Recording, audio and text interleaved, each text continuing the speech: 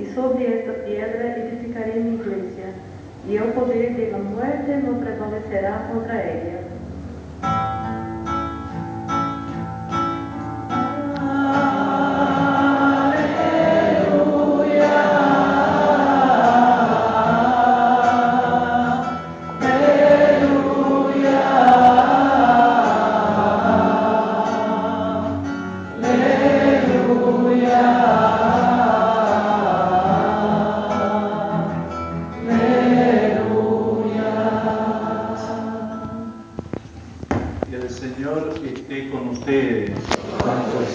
Evangelio de nuestro Señor Jesucristo según San Mateo. Gloria a ti, Señor. Al llegar a la región de Cesarea de Filipo, Jesús preguntó a sus discípulos: ¿qué dice la gente sobre el Hijo del Hombre? ¿Quién dicen que es? Ellos le respondieron: unos dicen que es Juan el Bautista, otros Elías y otros Jeremías o alguno de los profetas. ¿Y ustedes?, le preguntó, ¿quién dicen que soy? Tomando la palabra, Simón Pedro respondió: tú eres el Mesías, el Hijo de Dios vivo. Y Jesús le dijo: feliz de ti, Simón, hijo de Jonás, porque esto no te lo ha revelado ni la carne ni la sangre, sino mi Padre que está en el cielo. Y yo te digo, tú eres Pedro, sobre esta piedra edificaré mi iglesia, y el poder de la muerte no prevalecerá contra ella. Yo te daré las llaves del reino de los cielos. Todo lo que ates en la tierra quedará atado en el cielo, y todo lo que desates en la tierra quedará desatado en el cielo. Entonces ordenó severamente a sus discípulos que no dijeran a nadie que él era el Mesías. Palabra del Señor. Gloria a ti, Señor Jesús.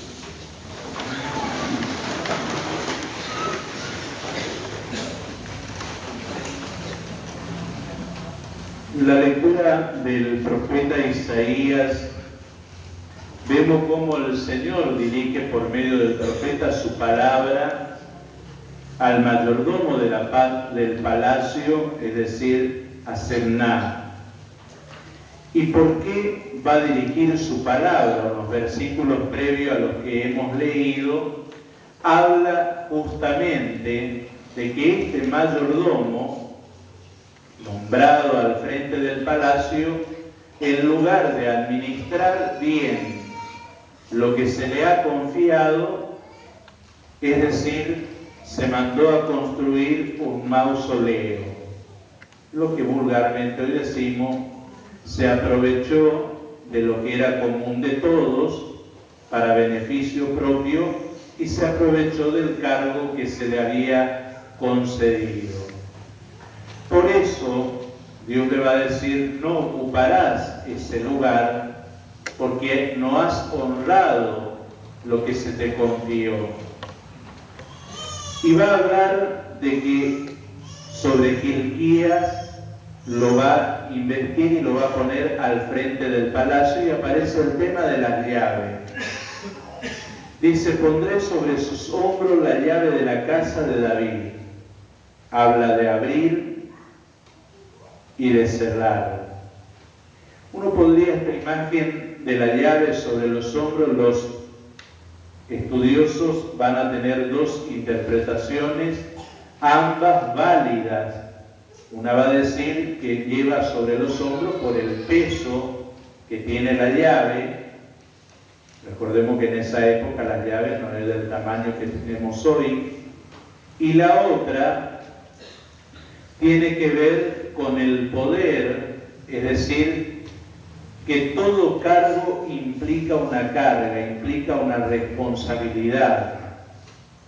Y por eso también este segundo especialista va a interpretar que llevar las llaves sobre el hombro significa de alguna manera lo que para nosotros los cristianos es cargar la cruz responsablemente, y ahí lo asocia a aquel pasaje cuando Jesús dice: vengan a mí porque mi yugo es liviano, mi carga es ligera, y de esa manera aprendan de mí.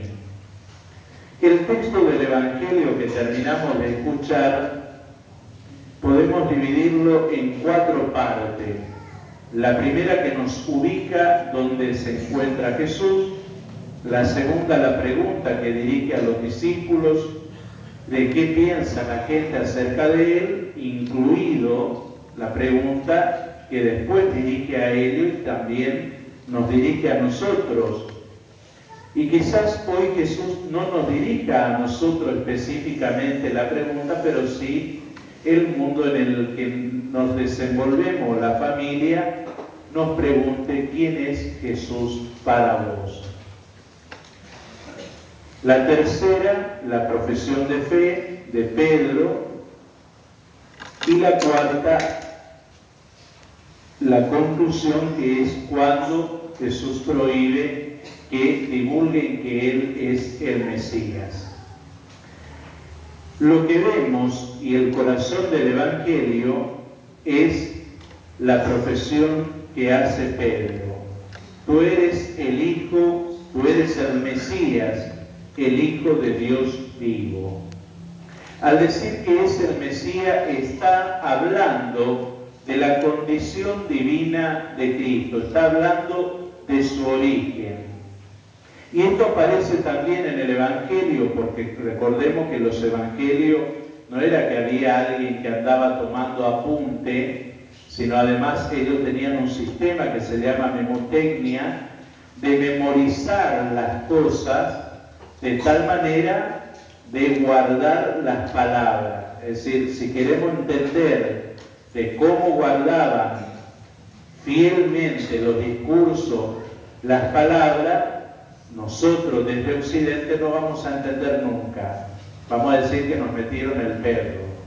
En realidad ellos tenían un sistema, como tenían más desarrollado el tema de la memoria que el de la escritura, entonces era más fácil para recordar a ellos lo que sucedía y acontecía.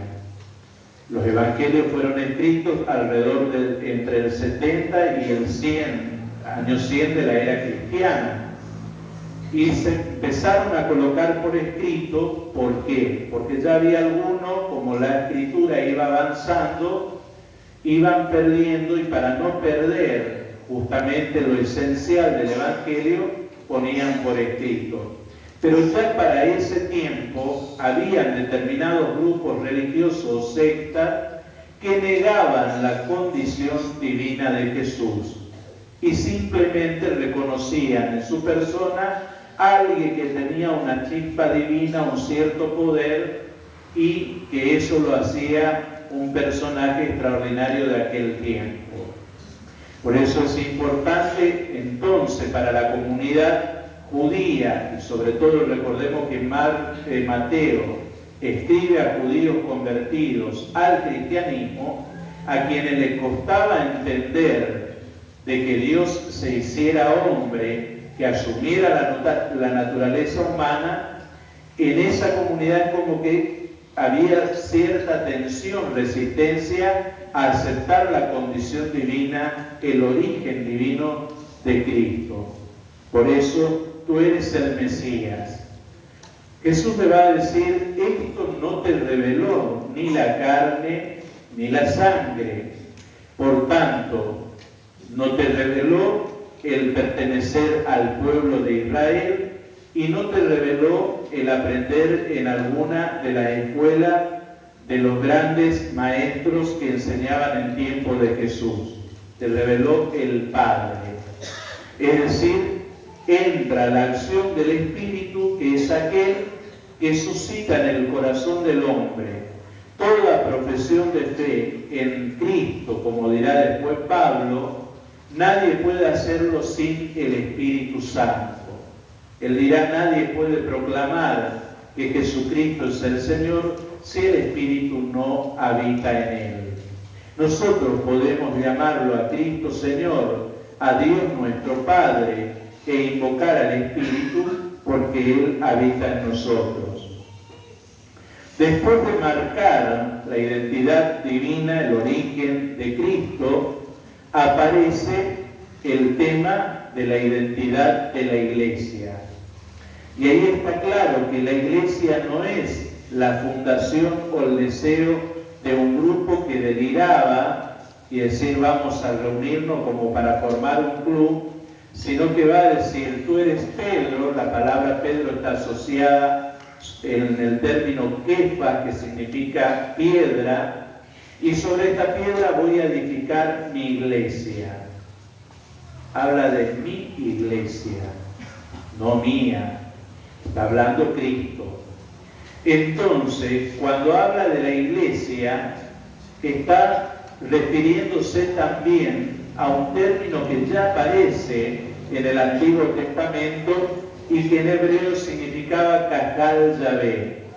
Kahal era la palabra que mejor expresaba y decía que el pueblo de Dios era una asamblea convocada, reunida, llamada. Y estamos viendo que se habla de ser llamado, convocado. Entonces ustedes hoy pueden decir, bueno, pero hoy yo vine a misa para cumplir con el precepto, qué triste. Vine porque Dios me convocó, Dios me llamó, Dios me trajo. Esta palabra después se traduce al griego en término eclesía, que también va a reunir y conservar el mismo origen del hebreo. Los que son llamados, los que son reunidos, los que son constituidos en la asamblea para celebrar los misterios de Dios, para dar gracias, para pedir, para alabar, bendecir e interceder. Todo eso se hace posible porque el Espíritu es aquel que nos trae y el Espíritu es el que nos acerca, nos introduce en el mismo misterio que estamos celebrando. Por eso, por último, el mismo Espíritu es el que nos tiene que llevar a que toda nuestra vida, nuestra oración y nuestro andar cotidiano busque la gloria y la alabanza de Dios. Lo que diría San Ignacio de Loyola, todo sea para mayor gloria de Dios y santificación de los hombres. Lo que termina de decir al final de la carta que leíamos del apóstol Pablo a los cristianos de Roma, solo a él el honor, el poder y la gloria. Lo que nos dirá Francisco en su exhortación, cuando habla de la mundanidad espiritual que se mete y vicia y enferma toda espiritualidad dentro de la iglesia y es terrible, cuando el cristiano, en lugar de buscar la gloria de Dios, busca la suya.